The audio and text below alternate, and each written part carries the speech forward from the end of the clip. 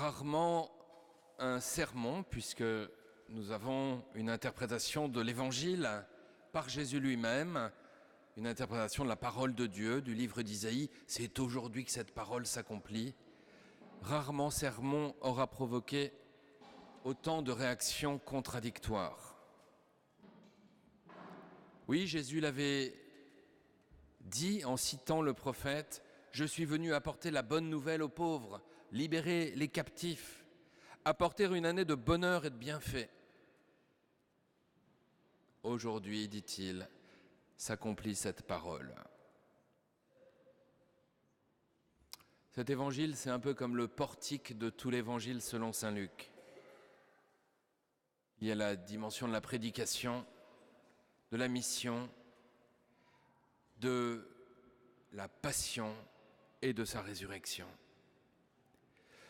Après avoir entendu Isaïe, on pourrait être dans l'action de grâce tout de suite, en se disant, si ce qu'il a annoncé s'accomplit, eh bien c'est magnifique, puisque c'est une année de grâce accordée par le Seigneur. Amen.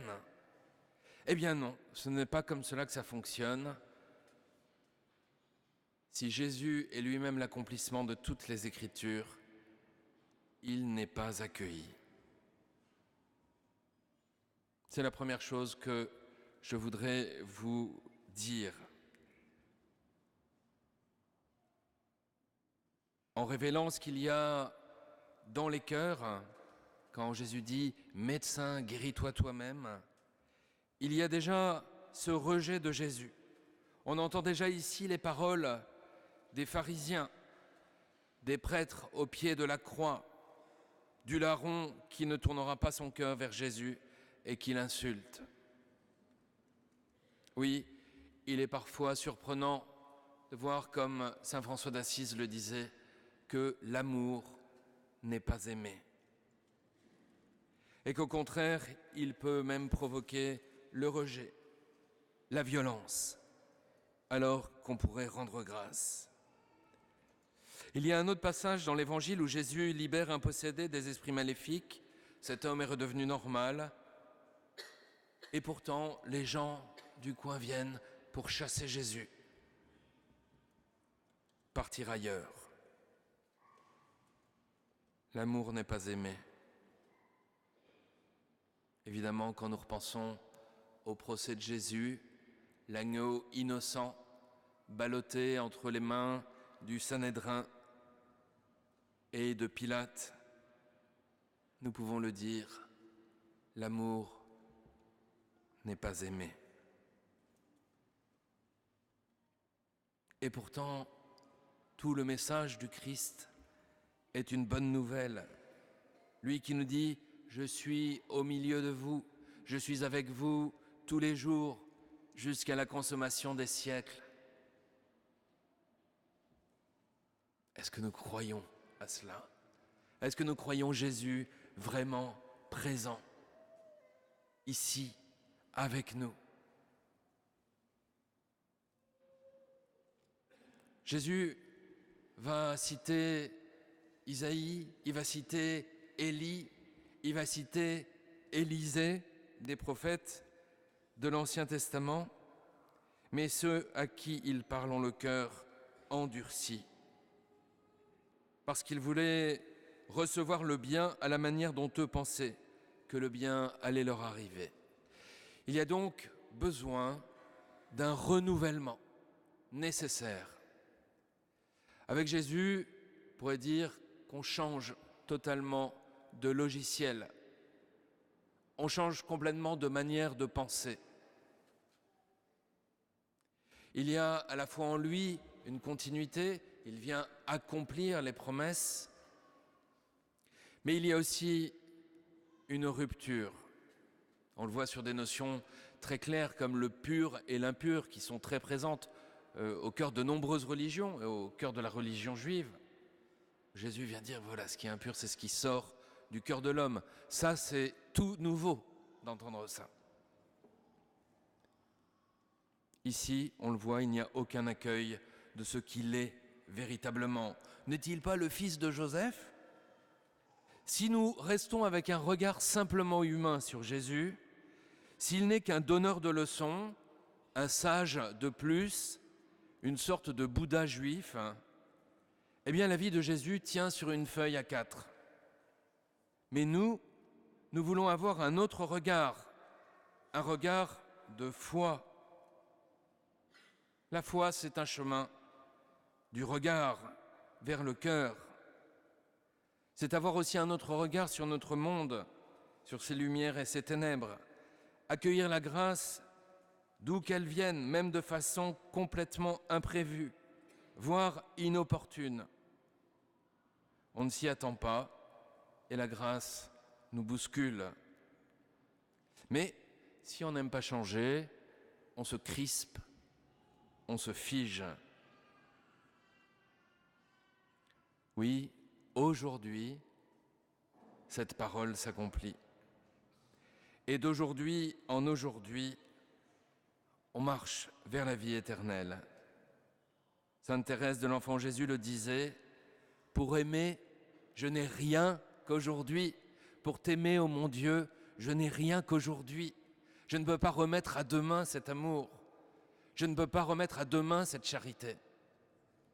Je ne peux pas la capitaliser quelque part. » En fait, le message de l'Évangile est une sorte de carpe diem chrétien. Vous savez, carpe diem, souvent on le considère comme un appel à la jouissance un peu sans limite. Ça veut dire de cueillir le jour. Eh bien, cueillons dans la journée la grâce de Dieu qui nous vient de lui. Et alors chaque journée va nous apporter sa grâce. Qu'on puisse, avec un regard de foi, rencontrer le Seigneur qui vient se manifester à nous dans les événements et les personnes et accueillir son fruit chaque jour. Et en accueillant ce fruit, faisons une provision, nourrissons notre cœur. L'amour n'est pas aimé. Il nous faut pour l'accueillir un renouvellement nécessaire. Et pourtant, bien souvent, nous voulons faire sortir Jésus de la ville de Nazareth, pour le jeter du haut de l'escarpement, le faire sortir de la ville de Jérusalem pour le crucifier. Il nous faut poser la question de savoir quand nous-mêmes, nous voulons jeter Jésus dans le précipice. Il y a souvent en effet nos refus de progresser dans la connaissance de Jésus. Restant sur notre vieux catéchisme, qu'on a eu la grâce d'en recevoir, et n'accueillant pas au jour le jour sa grâce. Nous l'ignorons tant et tant dans sa parole. Nous l'ignorons tant et tant lorsqu'il nous demande de témoigner de lui, d'annoncer sa parole, de servir les pauvres. Nous l'ignorons tant et tant quand nous n'acceptons plus comme règle de base que la débilité médiatique affligeante. Nous le méprisons tant et le jetons de l'escarpement quand nous préférons perdre notre temps pour regarder une série ou jouer à des jeux et proclamer après comme des ânes « Je n'ai pas trouvé le temps de prier ». Menteurs que nous sommes. Ignorer le Christ, ignorer ce qu'il vient manifester de l'identité profonde de Dieu, c'est le jeter de l'escarpement. Jésus, pourtant, va passer au milieu d'eux. Il allait son chemin, c'est mystérieux. Tout le monde est là pour le jeter, mais lui allait son chemin. Comme l'écrit saint Jean, son heure n'était pas encore venue, l'heure de tout révéler de la miséricorde du Père en versant son sang. Alors, chers frères et sœurs, demandons au Seigneur de fortifier notre foi, notre confiance en Dieu. Demandons au Seigneur de venir renforcer cette foi, de nous donner une attitude d'humilité profonde. Je pense que la Vierge Marie nous montre un chemin magnifique d'abandon à la volonté de Dieu. Suivons Jésus, allant son chemin vers le don total de lui-même sur la croix, et que la grâce de la Sainte Tunique nous rappelle sans cesse que Christ a livré sa vie et versé son sang par amour des pécheurs, par amour fou pour nous. Ne l'oublions jamais. Allons aussi notre chemin, nous-mêmes, sans nous soucier des blessures et des moqueries, sans chercher sans cesse à nous défendre. Suivons Jésus, c'est le seul chemin possible vers le ciel. Et allons-y ensemble, c'est cela l'Église. Allons-y ensemble, commençons dès ici-bas, comme le disait Monseigneur Renaudin, à être compagnons d'éternité. Amen.